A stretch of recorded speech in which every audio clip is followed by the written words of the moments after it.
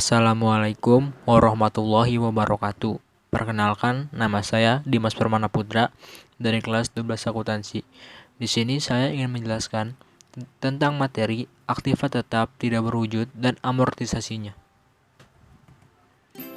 Pengertian aktiva tetap tidak berwujud dan amortisasinya. Aktiva tetap tidak berwujud adalah aset tetap yang umurnya lebih dari 1 tahun dan tidak mempunyai bentuk fisik.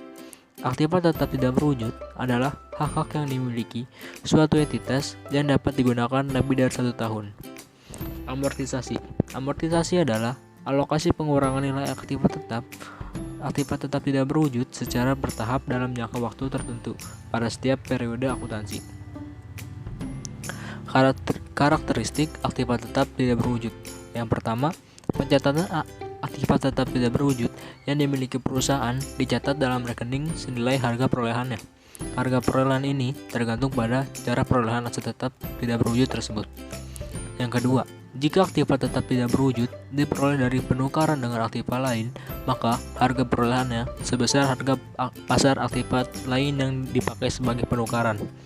Yang ketiga, bila aktiva tetap tidak berwujud diperoleh tanpa ada pengeluaran, maka tidak diperbolehkan untuk mencantumkan aktiva tetap tidak berwujud dalam neraca. Jenis-jenis aktiva tetap tidak berwujud. Yang pertama, hak cipta. Hak cipta adalah hak yang diberikan oleh pemerintah kepada entitas atau seseorang atas karya-karya tulisan dan seni yang dihasilkan. Yang kedua, merek dagang. Merek dagang adalah tanda yang digunakan untuk membedakan barang-barang produksi atau barang-barang perniagaan entitas atau seseorang dengan barang orang lain. Biaya riset dan pengembangan. Biaya riset dan pengembangan adalah biaya penelitian yang orisinil dan terencana yang dilaksanakan dengan harapan memperoleh pengetahuan atau pemahaman teknis atau ilmu baru. Yang keempat, hak paten. Hak paten adalah hak yang diberikan oleh pemerintah kepada entitas atau seseorang atas suatu penemuan baru. Yang kelima, biaya ditangguhkan. Biaya ditangguhkan adalah biaya-biaya yang tidak dapat dibebankan dalam periode terjadinya karena memberikan manfaat pada masa yang akan datang. Yang keenam, hak baik atau goodwill. Hak baik atau goodwill adalah keuntungan khusus yang dinikmati entitas seperti status kredit yang tinggi, reputasi baik produk jasa yang unggul, dan alokasi yang menguntungkan. Yang ketujuh, biaya praoperasi.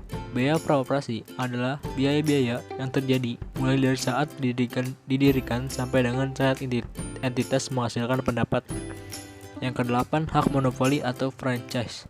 Hak monopoli adalah hak khusus atau yang diterima oleh suatu badan usaha atau perseorangan sebagai agen tunggal guna melaksanakan atau menggunakan produk atau jasa tertentu. Metode amortisasi. Metode amortisasi terdiri dari dua, yaitu metode garis lurus dan metode saldo menurun. Metode garis lurus rumusnya beban amortisasi sama dengan tarif amortisasi dikali dasar amortisasi. Rumus tarif amortisasi sama dengan 100% dibagi umur manfaat. Dasar amortisasi adalah biaya perolehan dikurang nilai sisa. Yang kedua, metode saldo menurun. Beban amortisasi sama dengan tarif amortisasi dikali dasar amortisasi.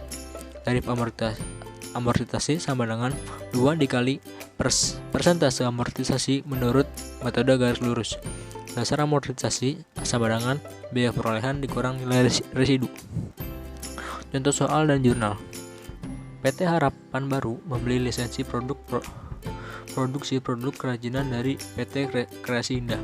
Masa manfaat yang disepakati adalah selama 2 tahun dengan nilai 100 juta. Yang pertama, perhitungan dengan metode garis lurus, yaitu amortisasi sama dengan 100 juta dibagi dengan umur ekonomis, yaitu 2 tahun, sama dengan 50 juta. Yang kedua, metode saldo menurun. Untuk amortisasi tahun pertama sama dengan 50% dikali harga perolehan sama dengan 50% dikali 100 juta sama dengan 50 juta.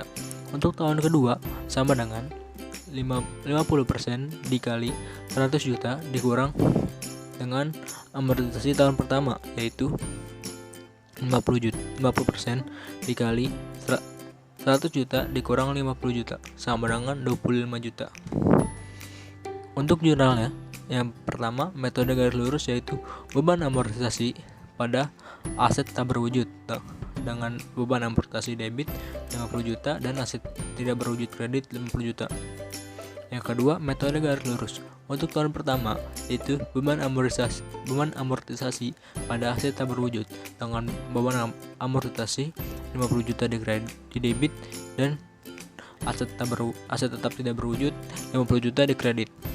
Untuk tahun kedua, yaitu beban amortisasi pada aset tetap tidak berwujud sebesar beban amortisasi 25 juta di debit dan aset tetap tidak berwujud 25 juta di kredit. Sekian dari saya, kurang lebihnya mohon maaf. Wassalamualaikum warahmatullahi wabarakatuh.